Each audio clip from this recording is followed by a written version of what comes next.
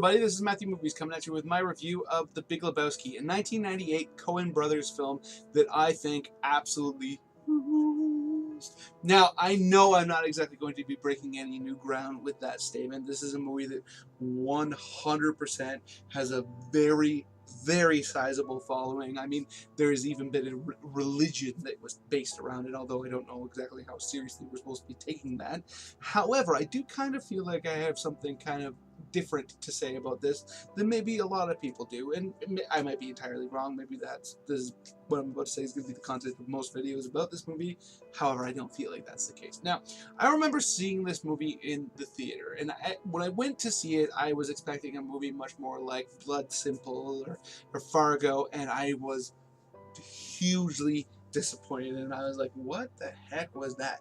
I didn't like it at all. I didn't hate it, but I was like, that was just a thing that I watched. It seemed like a random collection of scenes, and then it came out on video, and I ended up renting it again to show it to a friend of mine and watching it and thinking it was one of the most entertaining movies I'd ever seen. Because when I went into it without that expectation of a crime story, or like a crime story to be taken seriously, and one that was going to be rather spellbinding, and what I came to expect from other Coen Brothers work, this movie was just incredible. I mean, it still remains kind of, to a degree, a collection of random scenes, but they all come together to give this overarching plot and this series of events that all work together to have just one of the most uproarious and ludicrous outcomes of any film I've ever seen. So I watched it a second time and I absolutely loved it, and I went around and I showed it to everybody I knew that was a film fan and tried to convince them why it was so great. And I watched it probably 20, 25, 30 times because I had a lot of people that I wanted to check it out, and sometimes I even had them watch it more than once so that they could have the same kind of experience that I had, I should say. And that was probably, you know, at this point 15, 20 years ago, and I just never ever have the desire to watch this movie again because I've seen it so many times.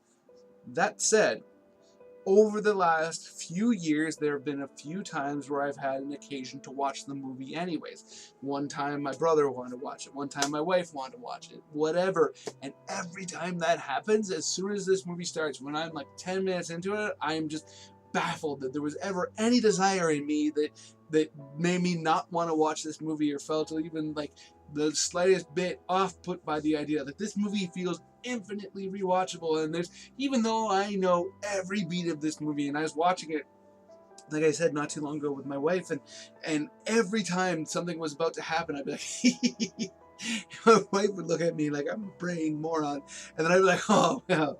And man, this movie I just think is just hysterical. There are so many pitch perfect moments in this movie, and if you are like I am and you overexpose yourself to it at one point and you feel like, you know, you get it, you don't necessarily have anything to gain out of watching it again, think twice. Because I'm telling you, when you watch this movie again, it will 100% rejuvenate your passion for why this movie is so funny, if it hits you in the same way it hits me. Like, if this was a movie that at any point in your life you thought was fantastic and now you're kind of over it, you're wrong. I'm telling you, I really feel like you are. Watch it again and you'll remember why it's so hilarious and why so many scenes are so incredible, and the dude's reactions. And I mean, like, there's a moment where that I completely forgot about, that I don't see talked about a whole lot, where he's hammering a board into the ground to put a chair up against the door because people keep coming in and doing stuff to his place, and then